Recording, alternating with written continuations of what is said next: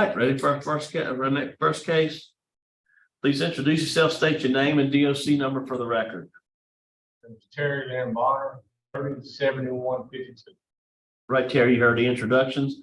We'll have a parole interview, ask you some questions. You can respond. At the end, you can make a statement. We'll take a vote. You understand the process? Sure. Terry Bonner, DOC number 307152, 7th class offender, parole eligibility date 3/22/2024, good time 9/9/2026, full term 8/11/2041. You have a 34-year sentence, 9 months, 17 days. Unauthorized entry of inhabited dwelling, possession of Schedule 2 CDS with amphetamines, racketeering, simple burglary of inhabited dwelling, 2 counts. Does that sound correct? Sir. All right, would you answer Ms. Jackson, please? All right, good morning, Mr. Bonner. Morning. How are you? Fine, thank you. That's good. You're 52 years old, Mr. Bonner, Yes, ma'am. and how long have you been incarcerated? This time, October will be 8 years. Okay.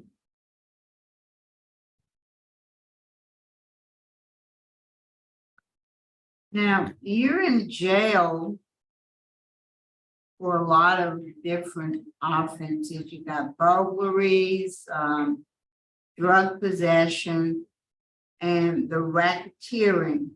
Was the racketeering related to the burglaries or to drug activity?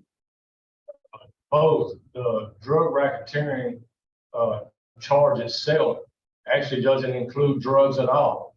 I'm not asking for an exposition on the law. I'm just saying, my impression is that the racketeering was because you were part of a burglary ring. That's correct. Okay, I just wanted to make sure we were on the same page. So what's going on with you? What was going on with you, Mr. Bonner? Because as I looked at your record, you have your 7th offender. You have convictions in Arkansas for burglary and theft, in Texas for aggravated robbery and burglary, Webster Parish, illegal possession of stolen things, another one in Texas for simple burglary of an inhabited dwelling, another one in Webster for a burglary, Arkansas, aggravated robbery, Claiborne Parish, simple burglary, possession of meth. And quite frankly, after that, I got tired of writing them down because there were so many others in various places. So explain to the board what in the world was going on with you prior to your incarceration. First of all, ma'am, I've never been convicted of any aggravated robbery, ever, right? Matter of fact, 2 of them completely thrown out. But what was going on with me was that my drug addiction challenged me into stealing to support my drug addiction, right? And it just created a cycle. I would get high, and then I would get unhigh, and then I would steal to buy more drugs. So that makes it okay? If that's what it sounds like, Well, that make it okay? did it make it okay? Uh-huh. No, ma'am, it didn't make it okay. I hurt a lot of people, myself, my family, and all. Let me go back, okay? Because I have your record in front of me. In 91, you in Texas, you had burglary of a business. You got 3 years of probation. In 91, in Arkansas, theft of property and burglary, pled guilty, sentenced to 5 years supervised probation. April 23rd, 92, Bonner committed the offense of aggravated robbery and probation violation for burglary of a vehicle and was convicted and sentenced to 20 years confinement. 96, Bonner committed the offense of illegal possession of stolen things, 2 counts, got 3 years, released on good time and to a detainer. On April 20th of 99, you committed a burglary of habitation in Texas. On January 3rd of 2000, you were convicted and sentenced to 15 years of confinement. Webster Parish, simple burglary of an inhabited dwelling, pled guilty to simple burglary, 4 years. And you were revoked several times on that. In 2006, in Arkansas, aggravated robbery, residential burglary, theft of property, pled guilty to the burglaries, got 15 years concurrent, released on parole.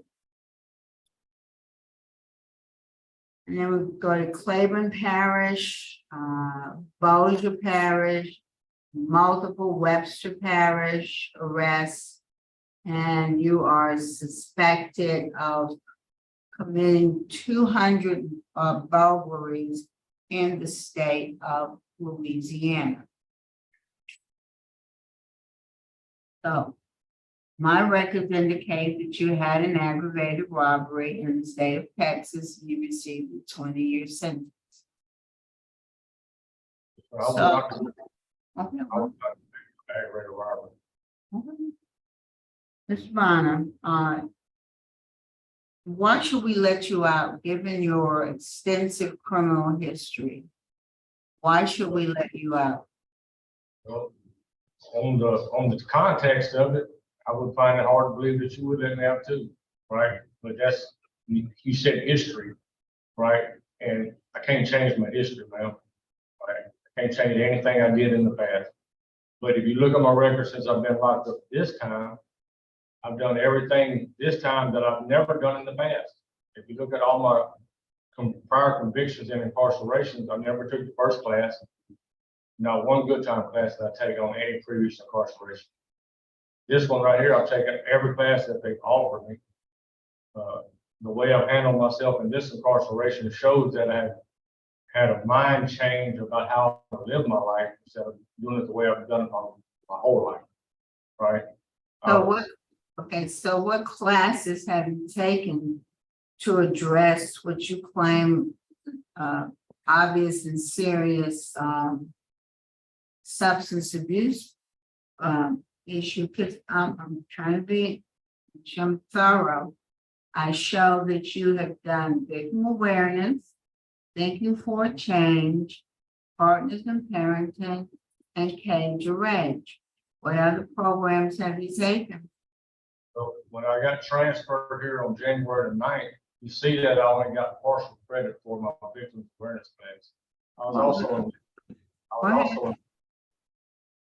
ma'am, And what else?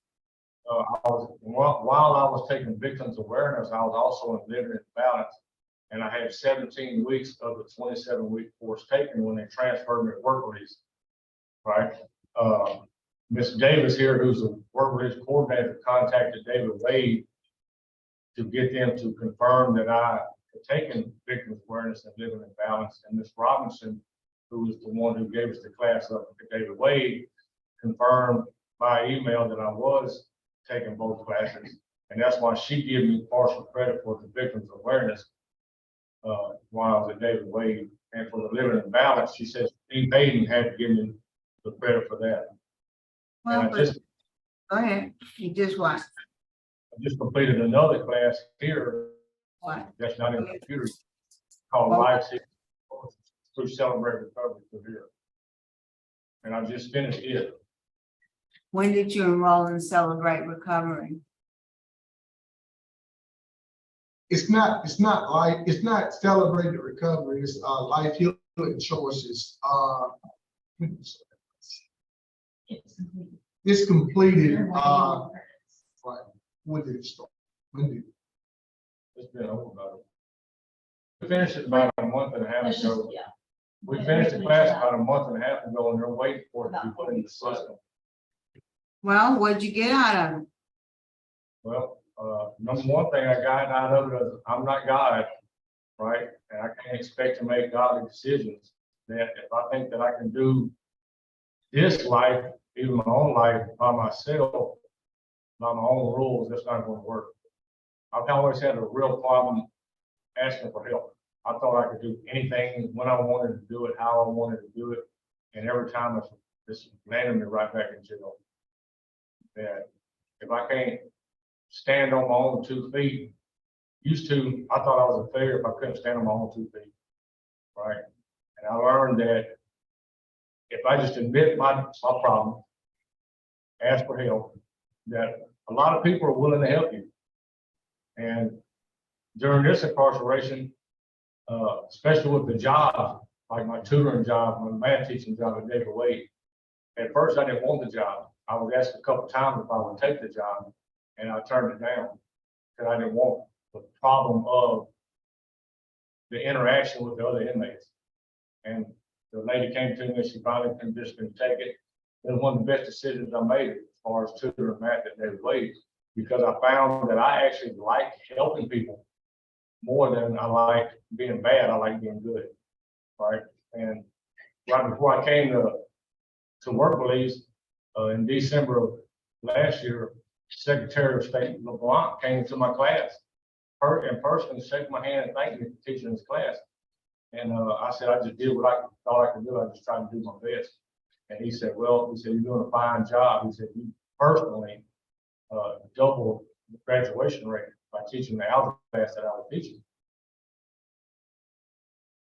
And he said, if there's anything I can do for you, you just let me know. And I started laughing. I said, well, how about some work release? And he kind of just laughed it off, and we shook hands, and he left. And 2 weeks later, I was at work release. Right now, I don't know if he did that or not. I'm not saying he did, but I just thought it just felt good to get recognition from somebody that wasn't like me. Right? It's easy for another inmate to tell the inmate, "Hey, man, appreciate you." Right? It feels okay, but when somebody in power or has a little prestige behind it, thinks you've been doing a good job, it makes you feel pretty good. And I got to where I like feeling good about myself. And that's why I've done this incarceration totally different, because between my own personal struggle with being in jail, and when I got locked up this time, right before I got locked up, my mother told me, she said, if you go back to jail, don't call the house again. And I had a super mother, right? Very stern, very strict, but she is black or white. There's no gray with her, right? And when she told me, don't call the house, I kind of like, okay, yeah. And she meant it. I called the house and nobody answered. In 8 years, nobody in my house has answered the phone. The only one I talked to in my whole family is my niece, right? And she lets me know. She said, look, they love me, but they're just tired of you doing what you've been doing your whole life. And if you don't change, you're not going to see your family again. So this whole 8 years, I've been single-mindedly focused on making my family proud of me again, right? And so that's why this incarceration has totally changed from all my previous 30 years of getting in trouble. I'm tired of getting in trouble, tired of being in prison, tired of doing this over and over and over. And my mama. What's your work release job? Work at Jerry Lane Chevrolet. I actually have a letter here from the manager over the shop who's already offered me a job once I'm released. I have a couple job offers from different places, but the ones that previous employment opportunities were all up north, where I'm from. And I've done that for 30 years. Got up, went up north, did good for a few months, fell into the same routine. I've already checked into through my employer about maybe going to the house. Let me ask you some questions. When I look at the kinds of crimes you've been involved in, while they're typical, I guess, of drug users, just the volume and the kinds of burglaries and the kinds of things that were taken seems to be driven by something other than just a drug addiction. I don't know what it was, the thrill of it or whatever it was. But it doesn't fit the pattern of district. Finger down, I'm talking. Put your finger down, I'm talking. Well, let's just say you have had serious drug addiction. How were you when you started using drugs? Well, I graduated high school, went to the military, got out probably about 4 or 5 years after I got out of the military. So how old were you How old was I? when you started using drugs? 28. And why did you start using drugs? What led you into drug use? When I got out of the army, I moved to Dallas, and I moved in with the girl I was engaged to since high school. And we split up, we broke up, and it was just a very bad time. I found myself in Dallas, and I don't know, I was just in one of those mindsets to where I just didn't really care much anymore. But you said a while ago about the Stop pattern. talking, stop talking. What kind of drugs were you using? Well, I started off with marijuana, then went to cocaine, and then methamphetamine. And how frequently were you using? At the end, or before I got locked up this time, every day. And how old are you now? I'm 52. So you've been a drug user for at least 20 years, correct? Or longer, just now. And do you think just the few programs you've taken related to substance abuse is going to be a magic bullet for you to not go back to what you've been doing for 20 years? And, you know, if we accept your statement, that's what fueled this, you know, life of crime. I don't know that I've seen anybody with as much criminal activity compressed in such a relatively small time as you. And so you seem to think that you're ready to get out. No, ma'am. What's your sobriety plan? Well, my sobriety plan is to stay sober, and to answer the question. No, that's the goal, but what's the plan? Well, I know I'm going to attend some meetings, but to answer your question, no classes are going to help me stay clean. Right? I could take 1,000,000 classes, and the classes themselves are not going to help me stay sober. So you don't think you need that reinforcement and that tool? I do need the classes, but I'm saying the classes themselves are not going to make me stay sober. I have to make myself stay sober with the help of classes, right? I mean, I could take a class every day and get drunk or high the next morning and then go to class that night, right? I mean, I'm sure people do that. But what I'm saying is that the class itself is not going to make me stay sober. It has to be a mindset that I start with. You know what, Mr. Bonner, you said something that I think is very true of you. You want to do what you want to do, and you want to do it your way. Oh man, that's not the case. Exactly. That's exactly what I'm hearing. You want to do what you want to do, and you want to do it your way. No. I think you got the wrong impression. That's not really what I'm trying to say. Warren, what can you tell us about Mr. Bonner? Basically, he's been here with us for almost 9 months, and we hadn't had any issues with him. He hadn't gotten any write-ups from the time he's arrived. He's helped with our educational programming, and he's working at Jerry Lane's in Baton Rouge, and they are offering him employment if he's released. Well, Mr. Bonner, I would like to commend you. I think you are headed in the right direction. But I personally feel that there's some more work that you need to do, and I personally feel that you need to go complete a long-term substance abuse treatment program before you're released. You know, if you could do it on your own, you wouldn't be where you are. You need as many tools as you can to help you be successful. That's all I have. All right, would you like to make a statement on your behalf? Yes, sir. Let me reiterate what I mean about the classes. I'm not opposed to taking classes, and I was already enrolled in the living and balance class, and I just completed the class here, right? I know I need the classes. There's no doubt in my mind I need the classes, and I need to attend classes even after I get out. All I was saying about the classes themselves are that they're just a tool that you use the rules and the regulations of the classes to help you stay in line once you're taking them. I understand I need the classes and I'm not opposed to taking them.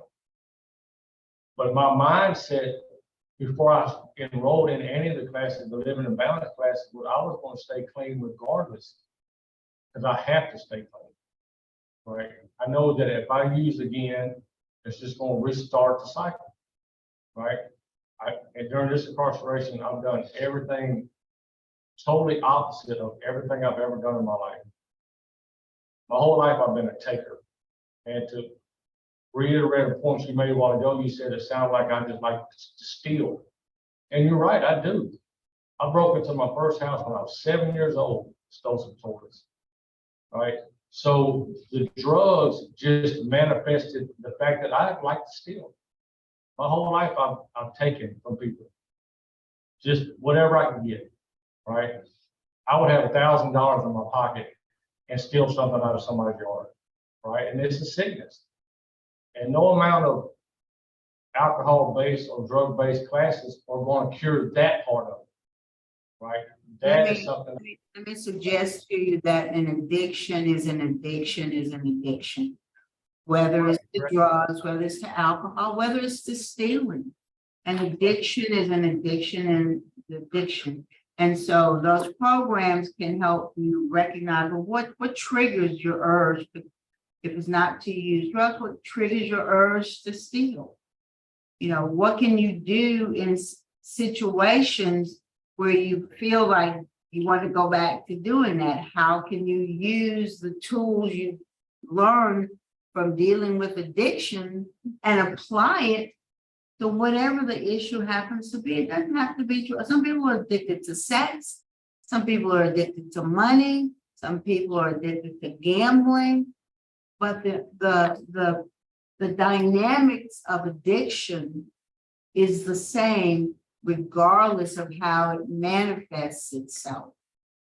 And so what you learn in a substance abuse addiction program applies to whatever other addiction you may have.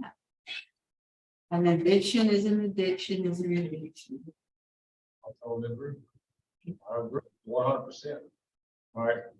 And that's part of the job that I had at David Way when I was tutoring, is that I learned then that giving feels way better than taking. It really does. And now my mindset is, before I take anything from you, I'll give you everything, right? Everything that I have. And I learned that inside of myself, it feels way better to give somebody something than it does to take somebody. All right. Right. All right, thank you. Thank you for your comment. Then prepare to vote. I like an executive. Yeah, Second. motion for executive session. Second, roll call, please. Yes, Chair Yes. Yeah. we'll be right back. All right, we're back in session. Panel prepared to vote. Yes. Jackson. Okay. Mr. Bonner, you know, you have a good time release date in 2026, which is relatively short in terms of how much time you have over your head. But I don't think that it's a good idea to let you be released in 2026 and not having gone through any kind of significant addiction treatment. You know, you say you're tired, say you want to do better. So I'm going to give you that opportunity to do better. My vote is to grant your release conditionally, to grant it upon completion of the Steve Hoyle long-term substance abuse treatment program. And again, I'm going to reiterate to you that don't go in there with a closed mind because you don't think you need substance abuse treatment, but that's not your real issue. Go in there with the mindset, I'm going to learn as much as I can about my disorder, whether it's drugs or addiction to stealing. And I'm going to apply these principles that you're teaching me so that when I get out and I get that urge, I know what to do with it. So my vote today would be to grant conditionally upon completion of a long-term substance abuse treatment program, Steve Hoyle. Ms. Renata? Mr. Bonner, I've listened to all the conversation this morning, and my view is a little different. You have quite an extensive criminal history. Your risk score is moderate. You have poor supervision history, meaning you've been revoked on more than one occasion. And I do believe you do need to work more on your addiction. You're doing well in work release. I just don't have the feeling that you're going to be receptive to the treatment that's being offered. My vote today is to deny for the reasons I've just stated. All right, you have one vote to grant your parole. Just, yes, sir? You like to make another statement? Yes, sir? I like to make a statement. We failed to advise y'all that actually here now, we have AA here every Wednesday night in the Greater Baton Rouge.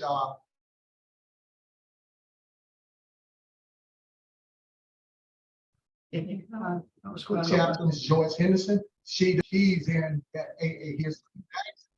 He's actually doing AA now. He does it every Wednesday night. Miss Joyce Henderson from Okay. Greater Baton Rouge Council. All right, thank you. Thank you. All right, you have one vote to deny and one vote to grant your parole. Listen, I listened as well. And you are a seventh class offender. Your history is awful, but you need some help. You need some help. And so you can either take it or you not. I'm willing to give you a shot as well to grant your parole, but only to the long-term substance abuse program. You need intensive substance abuse in long-term substance abuse at Steve Hall. Get on the front row, learn what you need to learn, improve yourself. This is your last opportunity. It's rare that we even do anything with a seventh class offender, but listening to you and hearing what you're saying, I think you're ready. But this is it. If you can't complete this and can't stay clean, then you'll be back for good, forever. So my vote is to grant your parole, Steve Hall Intensive Substance Abuse Program. After you've successfully completed that, you'll have NAAA 3 times a week. You need to go 3 times a week. And you'll have a curfew from 9 p to 6 a. Okay, do you understand the stipulations? Do you understand? Again, we're giving you a chance. Is this something that you think you can handle? If you don't want to go, I'll just, I can deny you and that'll be that. But this is your last opportunity. Load the truck. Let's go. I'm ready. Okay, that sounds good. All right, 2 votes to grant, 1 to deny. Today, your parole's been granted to the Steve Holst Intensive Substance Abuse Program. You'll have NAA 3 times a week when you get out, and curfew 9 p to 6 a. Good luck to you. Thanks, sir.